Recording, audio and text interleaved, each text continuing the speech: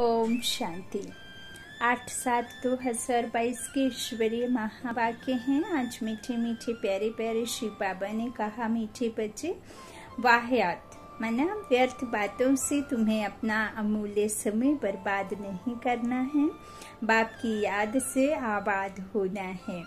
आज की मुरली का प्रश्न है, बाप दादा दोनों ही निरअहंकारी बन बच्चों के कल्याण के लिए कौन सी राय देते हैं। उत्तर में बाबा ने कहा, बच्चे सदैव समझो हमें शिव बाबा पढ़ाते हैं। भले ब्रह्मा बाबा भी तुम्हें पढ़ा सकते हैं, लेकिन शिव बाबा को याद करने में ही तुम्हारा कल्याण है। इसलिए यह दादा निरअहंकारी बन कहते हैं, मैं तुम्हें नहीं पढ़ाता हूँ। पढ़ाने वाला एक बाप है, उसे ही याद करो। उनकी याद से ही तुम विक्रमाजीत बनेंगे, विक्रम विनाश होंगे। मेरी याद से विक्रम विनाश नहीं होंगे। दोनों निरअहंकारी से ही कहते हैं। ओम शांति।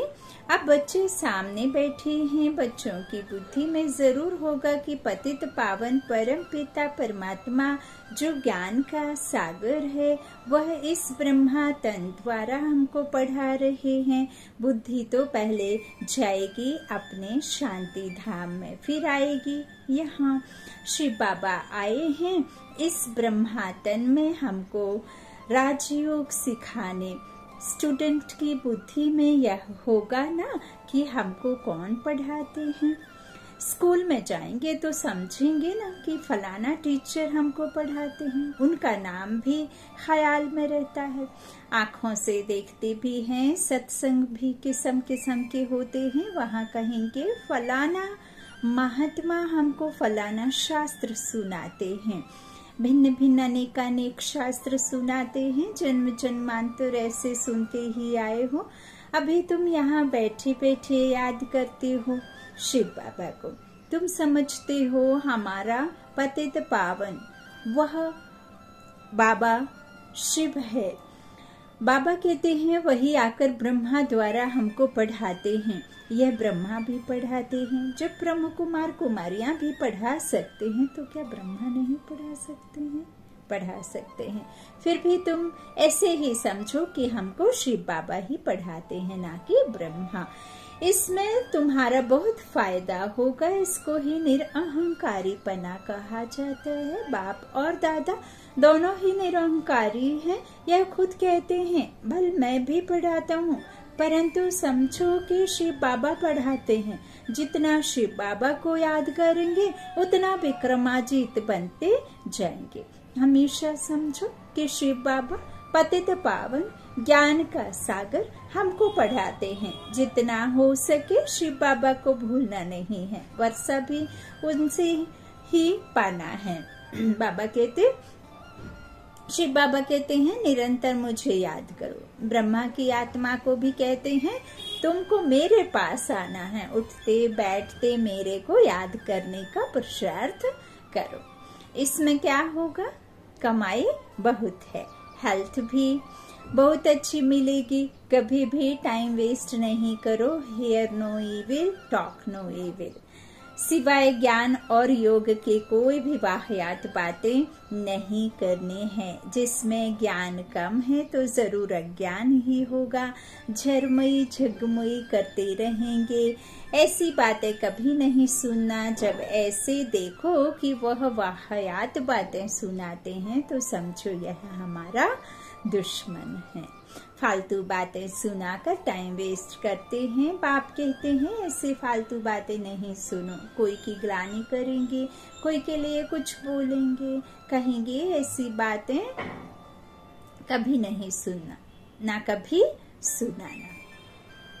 जिसमें ज्ञान नहीं है वह ऐसी बातें सुनाकर और ही नुकसान करते रहेंगे। इसलिए बार बार समझाया जाता है कि सर्विस में तत्पर रहो। इन चित्रों पर जितना एक दो को समझाएंगे, उतना धारणा भी होगी। यहाँ बैठ चित्र देखो, यह ख्याल करो, यह शिव बाबा है, यह दादा है। इन द्वारा हमको वर्षा मिलता है, फिर इस पतित दुनिया का विनाश हो जाएगा। ऐसी ऐसी बातें करते अपने को भी बहला सकते हो, वह अच्छा होगा।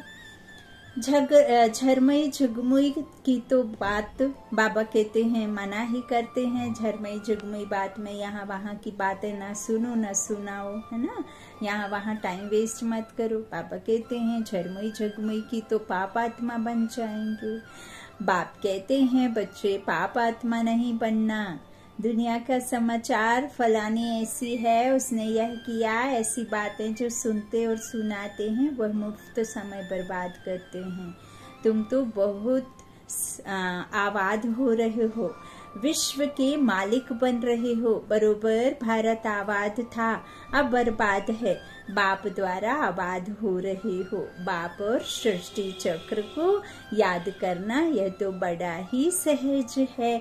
इस संगम युग का कोई को पता नहीं है। कलयुग में सब पतित हैं, सतयुग में सब पावन थे। बाप कहते हैं मैं कल्प कल्प के संगम युग पर आता हूँ पतितों को पावन बनाने। अजामिल जैसे पापी भी हैं। यह है ही पाप की दुनिया, इसमें कोई चैन नहीं। बाबा कहते हैं इसमें जब चैन ही नहीं है, जब हम बच्चे इस ज्ञान को प्राप्त कर चुके हैं, अच्छे और बुरे में पता कर चुके, पुराने और नए में हम बच्चों को बाबा ने समझाया है कि कितना अंतर है, तो फिर बाबा कहते हैं यह पाप की दुनिया है और इसमें कोई चैन नहीं है। वह पुण्य आत्माओं की चैन पाने की दुनिया है। यह बातें कोई समझा ना सके। रास्ता सारा पतित बनाने का ही है, बाबा कहते हैं, तो उसमें लगना भी नहीं चाहिए। बाबा कहते हैं इस तरह से आप बच्चों को सम्मुख हो बैठ मैं समझाता। तो बाबा कहते हैं यहाँ तो चैन मिलेगा ही नहीं। कहाँ चैन है बताओ? तो यहाँ तुम समझते हो और समझाते भी हो। बाबा कहते हैं और कोई है समझ ना सके। कलयुग में है सब पतित हैं, सतयुग में सब पावन थे। बाप कहते हैं मैं ही आता हूँ कल्प कल्प के संगम युग पर पतितों को पावन बनाने। और बाबा ने बताया भी है, इतने अजामिल जैसे जो कहानियां बनी है वो सब यहाँ ही है, इसी दुनिया में है। बाबा कहते हैं किसी की भी बुद्धि में नहीं है कि चैन कहाँ मिलता है। यह तुम समझाते हो कि सुख धाम में सुख मिलता है, यह है ही दुख धाम। भल बड़े बड़े महल बनाकर बैठे हो, परंतु रास्ता सारा पतित बनाने का ही है। नहीं तो भारत की इतनी उतरती कला क्यों होती? चढ़ती कला करने वाला एक ही बाप है, बाकी सब गिराने वाले हैं। इसमें बहुत समझ की बात है। अंधश्रद्धा की कोई बात ही नहीं है। टीचर कहते तुमको BA पढ़ाते हैं तो झूठ थोड़े ही हो सकता।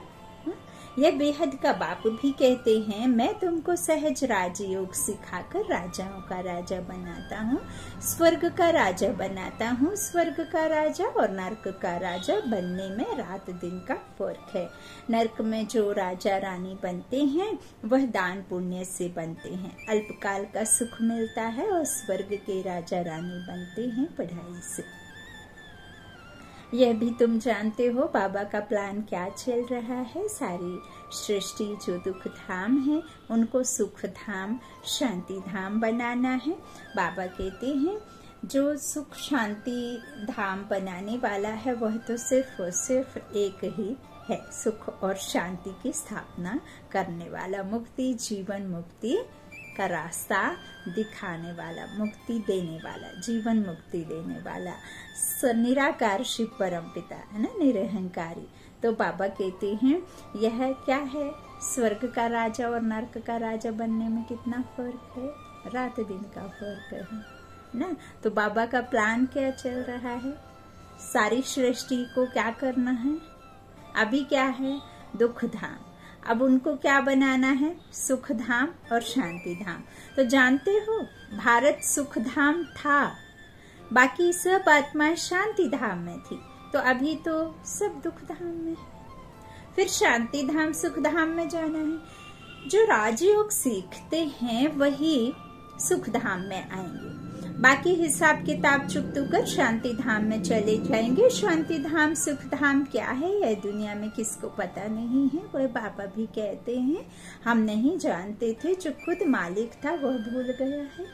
तो बाकी मनुष्य क्या जानते होंगे। ड्रामा अनुसार सबको गिरना ही है, यह भी ड्रामा की नूंद है। अब फिर चढ़ने का समय है। बाप कहते हैं मैं आया ही हूँ सबको सुख धाम शांति धाम ले चलने।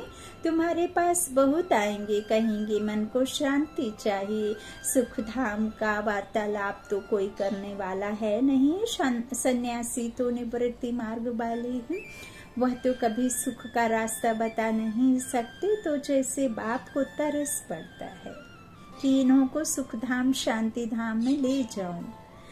पिता है ना, पिता अपने बच्चों को दुख में कैसे देख सकता है भला। तो बाबा कहते बच्चों को भी आना चाहिए कि बाप का परिचय देना है। बाप से जरूर भारतवासियों को वर्षा मिलना चाहिए।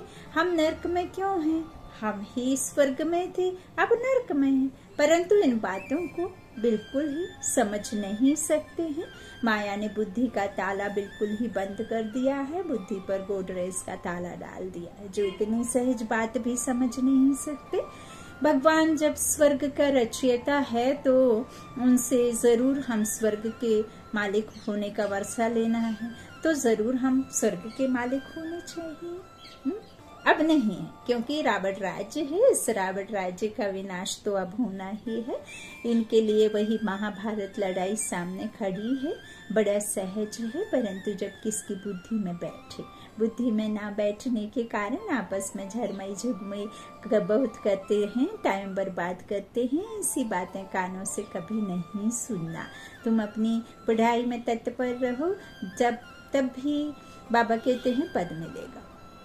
पाठशाला में जो अच्छे स्टूडेंट होते हैं वह बहुत अच्छी रीति पढ़ते हैं। इम्तिहान के दिनों में खास एकांत में जाकर पढ़ते हैं कि कहाँ नापास ना हो जाए। नापास होने वाले धक्के खाते रहेंगे। बाप कहते हैं जितना हो सके एक बाप की याद में रहो। सजने की साजन से सगाई हुई और बस छाप लगू। आज शादी की, कल पति मर गया, सारी आयु उसको याद करती रहेगी। अब वह तो पतित बनाने वाले हैं। बाप कहते हैं मैं तुमको स्वर्ग का मालिक बनाता। तो ऐसे बाप को कितना याद करना चाहिए। माया तुम्हारा योग तोड़ने की बहुत कोशिश करेगी, परंतु तुमको बहादुर रहना है। संकल्प बहुत तूफान लाएंगे जो अज्ञान काल में भी नहीं आए थे। जब हम ज्ञान में नहीं चल रहे थे तब भी वो संकल्प नहीं आए होंगे जो अब आएंगे। एक बहन का क्वेश्चन काफी दिन से उन्होंने पूछा था, अभी उनको रिप्लाई नहीं दे पाई। देखिए बाबा ने आज कहा है कि योग, बाबा से योग लगाते समय माया के, और माया किसे कहते हैं, 5 विकारों के, और वो 5 विकारों के जब संकल्प मन में उठते हैं तो क्या होता है, बाबा से योग नहीं लगता है। और बाबा लिख रहे हैं कि जो बच्चे बाबा की याद में रहते हैं या जो ज्ञान में चल रहे हैं, जिनको बाबा के पहचान मिल गई है, तो उनके जीवन में क्या आएंगे, संकल्प बहुत तूफान लाएंगे जो अज्ञान काल में भी नहीं आए थे। तो बाबा उसके लिए क्या रीति विधि बता रहे हैं, तुमको बहादुर रहना है ना। जब भी आए तो बाबा की याद से हर एक संकल्प को क्या कर देना है, ध्वस्त कर देना है बाबा की याद से, है ना। तो बाबा कहते हैं जैसे वैद्य लोग कहते हैं इनसे डरना नहीं है, कहते हैं ना कि कोई भी बीमारी आए उसको मन पर नहीं बिठाओ, कुछ भी नहीं है, इसे भूल जाओ, समझो कि ये है ही नहीं है ना। तो इनसे डरना नहीं है, ऐसे नहीं डर कर जाए दूसरी दवाई करो, नहीं। बाबा भी कहते हैं डरना नहीं है। मनसा के तूफान बहुत आएंगे लेकिन कर्म इंद्रियों से कोई भी कर्म नहीं करना। एक दो को ज्ञान सुनाकर कल्याण करना। बाबा बहुत समझाते हैं कि तुम अपनी मस्ती में मस्त रहो। घर में गीता पाठशाला खोलो, चैरिटी बिगिंस एट होम।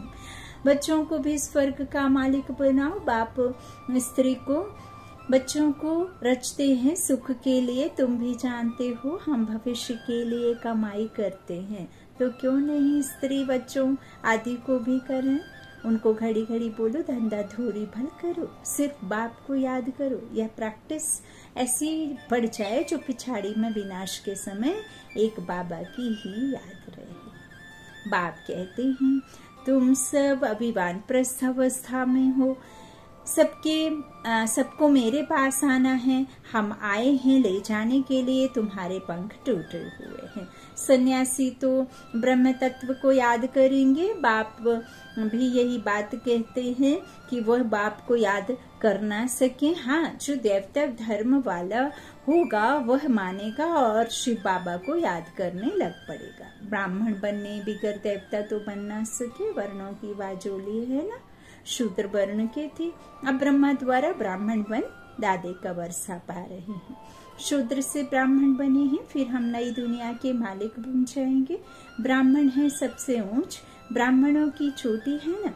हम बाजोली खेलते हैं, इसमें 84 जन्म का ज्ञान सेकंड में मिलता है। जैसे बाजोली खेलते खेलते तीर्थों पर जाते हैं, इतना महत्व रहता है।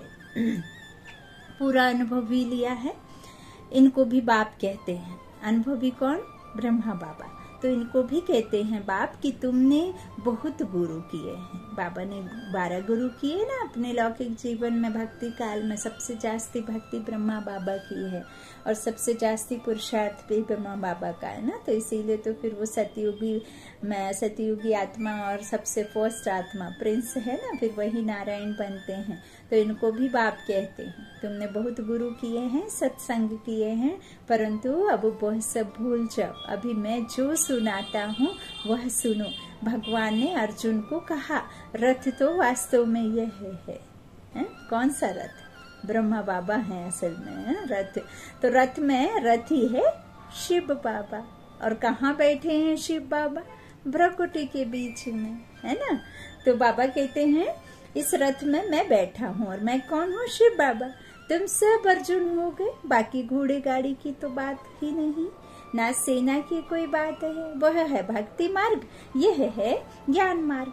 भक्ति की डिपार्टमेंट ही अलग है, ज्ञान देने वाला एक बाप है, बाकी तो सब भगत है। सारी दुनिया के जो भी मनुष्य हैं सबकी आत्मा कहती है ओ गॉड फादर। आत्माएं समझती हैं वही आत्माओं का बाप है। जानती भी हैं हमारा लौकिक फादर भी है, फिर क्यों नहीं हेवनली गॉड फादर को याद करते हैं। सिर्फ दुख के समय क्यों याद करते हो? जब आफत आती है तभी क्यों उसे याद करना? जब कोई बिगड़ जाए तभी बनाने के लिए क्यों उसके पास खड़े होकर के मांग करने लग जाना कि ये बिगड़ गया, अब इसको सुधार दो?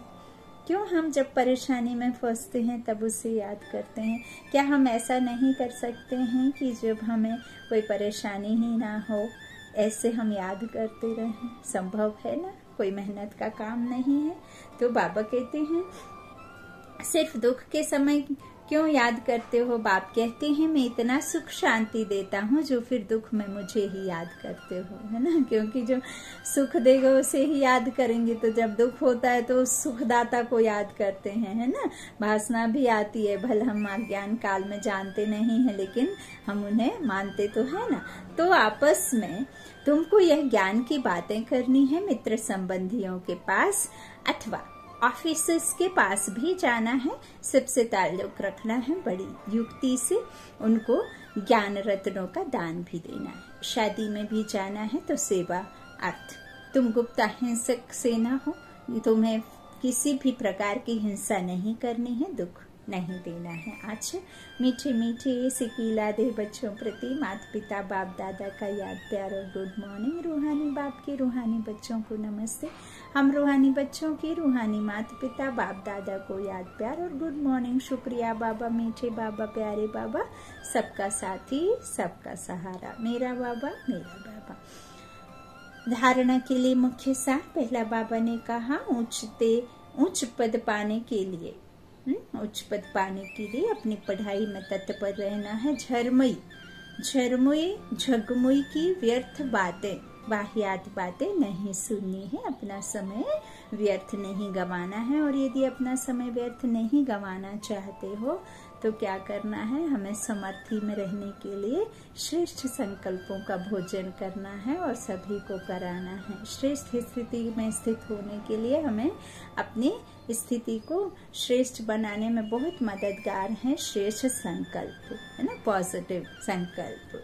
नेगेटिविटी से भरपूर है, अब पॉजिटिव से भरने के लिए उन्हीं नेगेटिविटी के कमजोर संकल्पों को क्या करना है, उच्च संकल्पों को, हमें श्रेष्ठ संकल्पों को सदा स्मृति में रख उसे स्वरूप बनाना है। स्वरूप में लाएंगे तभी तो, अपना समय व्यर्थ नहीं गवाना है। तो अपना बाबा कहते हैं कि फिर ये सब बातें जो भी सुनते हो, है ना, बुरा मत देखो, बुरा मत सुनो, बुरा मत कहो, है ना, कोई सुने भी तो मत सुनो, है ना। अच्छा, दूसरा है, एक दो को ज्ञान सुनाकर कल्याण करना है। कभी भी मनसा तूफानों के वश हो, कर्मेंद्रियों से कोई विकर्म नहीं करना है। रिपीट करूंगी कि एक दो को ज्ञान सुनाकर कल्याण करना है, कभी भी मनसा तूफानों के वश हो, कर्मेंद्रियों से कोई विकर्म नहीं करना है। आज को वरदान बाबा ने बच्चों को दिया। सर्व शक्तियों रूपी बर्थ राइट को हर समय कार्य में लगाने वाले मास्टर सर्वशक्तिमान भव। सर्व शक्तियां बाप का खजाना है और उस खजाने पर बच्चों का अधिकार है।